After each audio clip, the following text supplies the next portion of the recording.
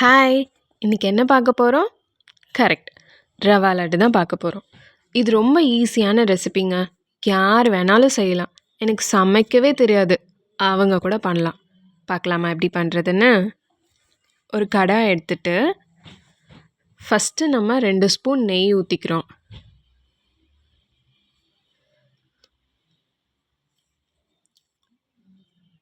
அந்த நெய் போட்டுட்டு அது நல்லா கொஞ்சம் உருகி வரட்டும்.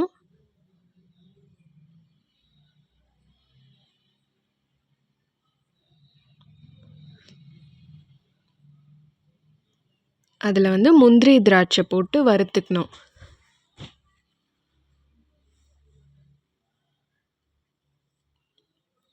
நம்ம எந்த நட்ஸ் வேணாலும் போட்டுக்கலாங்க. நம்மளுக்கு பிடிச்ச நட்ஸ் போட்டுக்கலாம். இப்போ நம்ம என்ன போட போகிறோம் அப்படின்னா, முந்திரி திராட்சை போட போகிறோம். நல்ல முந்திரி நல்ல பொன்னிறமாக வறுக்கணும். சிம்மில் வச்சே பண்ணிக்கோங்க. ஒரு மிதமான சூட்டில் தான் பண்ணணும். அப்போ தான் அடி பிடிக்காமல் இருக்கும். அதை நல்லா கிளறி விட்டுட்டே இருங்க. கொஞ்சம் பொன்னிறமாக வந்ததுக்கப்புறம் கூட திராட்சையும் போட்டுட்டு நல்லா அதே மாதிரி வருங்க.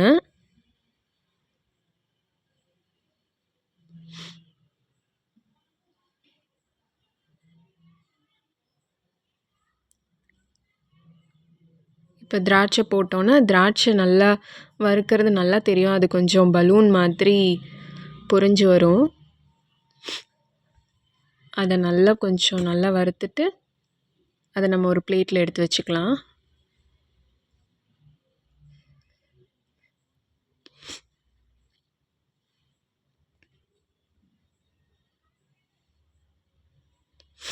இந்த மாதிரி பிளேட்டில் எடுத்து வச்சுட்டு, இப்போ நம்ம 1 கப் ரவை எடுத்துக்கிறோம். இந்த கப்பில் தான் நம்ம ஃபுல் மெஷர்மெண்ட்ஸ் பண்ண போகிறோம் இன்றைக்கி. 1 கப் ஃபுல்லாக அந்த ரவை எடுத்துட்டு அதை நல்லா வறுக்கணும். இப்போ அதே மிதமான சூட்டில் தான் வறுக்கணும். கொஞ்சம் நெய் கம்மியாக இருக்குது, அதனால் நம்ம இன்னொரு ஸ்பூன் சேர்த்திக்கலாம்.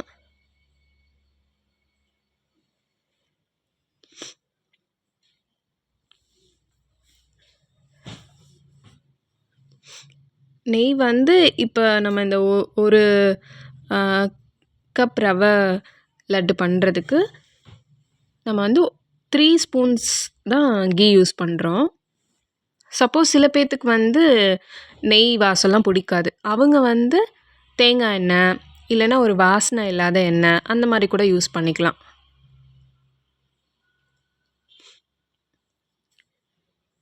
இப்போ இதை நல்லா மிதமான சூட்லேயே வறுத்துருங்க. நல்ல செவக்க வறுக்கணும். அப்போ தான் அந்த கிறிஸ்பினஸ் கிடைக்கும், டேஸ்ட்டும் கிடைக்கும். கை எடுக்காமல் வறுத்துட்டே இருங்க. அப்போ தான் அடி பிடிக்காமல் இருக்கும்.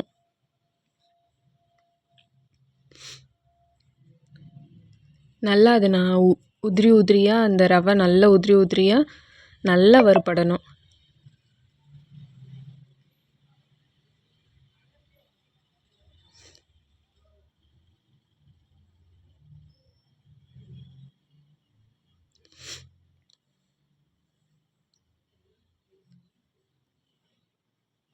இதில் மெயினாக என்ன கவனிக்கணுன்னா, அடி பிடிக்காமல் இருக்கணும். அப்போ தான் அந்த டேஸ்ட்னஸே கிடைக்கும். அடி பிடிச்சிருச்சுன்னா ஒரு மாதிரி பற்றின வாடை வந்துடும்.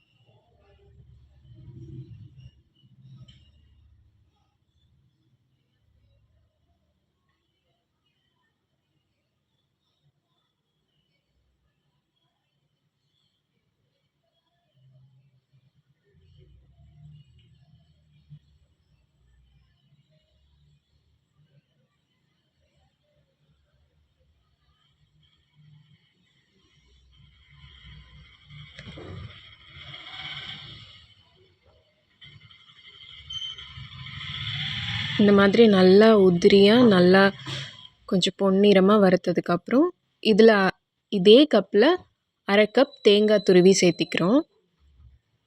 நல்லா துருவி சேர்த்திக்கோங்க. இப்போ வந்து இதை நல்லா வறுக்கணும். அடி பிடிக்காமல் வறுக்கணும் நல்லா.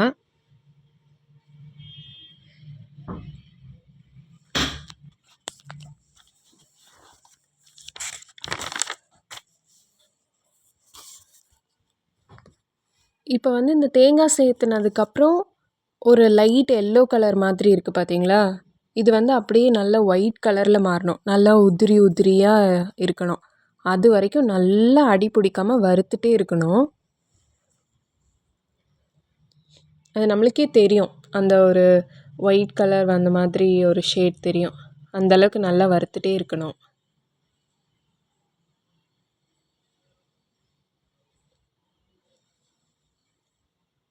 மெயினாக அடி பிடிக்கக்கூடாது. அந்த அளவுக்கு நல்லா வறுத்துட்டே இருக்கணும்.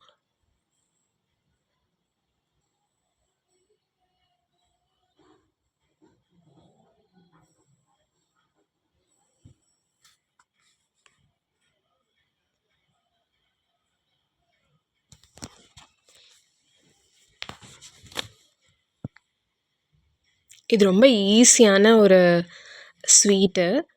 நம்ம பிடிச்சவங்களுக்கு டக்குன்னு செஞ்சு கொடுத்துர்லாம்.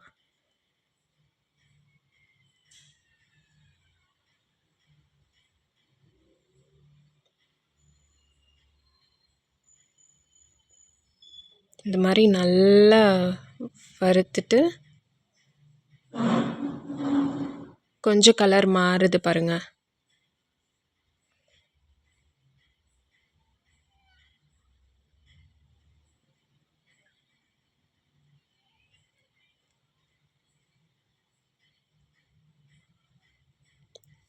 இப்போ நல்லா வறுபட்டுருச்சு. அந்த ஒயிட்னஸ் வந்துருச்சு. இப்போ வந்து நம்ம பிளேட்டில் இதை வந்து சேஞ்ச் பண்ணிக்கலாம். இப்போ இதில் வந்து அதே கப்பில் ஒரு 3/4 கப் சுகர் போட்டு அதை நல்லா கிரைண்ட் பண்ணி இதில் போட்டுக்கலாம். கிரைண்ட் பண்ணி தான் போடணும். அப்புறம் ஒரு 2-3 ஏலக்காய் எடுத்து அதையும் நல்லா கிரைண்ட் பண்ணி கையிலேயே அது கொஞ்சம் சலித்து அதில் போட்டுக்கலாம். அப்போ தான் நல்லா வாசமாக இருக்கும், டேஸ்ட்டாகவும் இருக்கும், உடம்புக்கும் நல்லது. இதுக்கப்புறம் இது நம்ம ஏற்கனவே வறுத்து வச்ச நட்ஸ் எல்லாம் சேர்த்திக்கலாம். இது எல்லாத்தையும் மிக்ஸ் பண்ணிக்கணும். இது எல்லாத்தையும் நல்லா கை வச்சு ஃபுல்லாக மிக்ஸ் பண்ணிக்கிட்டோன்னா நட்ஸு, சுகரு, ஏலக்காய் இதெல்லாம் ஃபுல்லாக இந்த மாவில் ஃபுல்லாக கலந்துரும். எல்லாம் கலந்ததுக்கப்புறம் இப்போ வந்து நம்ம ரவா லட்டு பிடிக்க ஆரம்பிச்சிடலாம். இது வந்து சூடான தண்ணி கூட வச்சுட்டு நம்ம பண்ணலாம். மில்க் இது பண்ணால் இன்னும் கொஞ்சம் டேஸ்ட்டாகவும் இருக்கும். ஏற்கனவே காய்ச்சினா கொஞ்சம் சூடு பொறுக்கிற மாதிரி இருக்க கொஞ்சம் பால் எடுத்துகிட்டு அது கொஞ்சம் கொஞ்சமாக ஊற்றி அப்படி இது பண்ணணும். இதை ஊற்ற அது கொஞ்சம் சர்க்கரை கொஞ்சம் உருகி வரும். அதனால் அப்போ நல்லா பிடிச்சி வச்சோன்னா பதமாக இருக்கும்.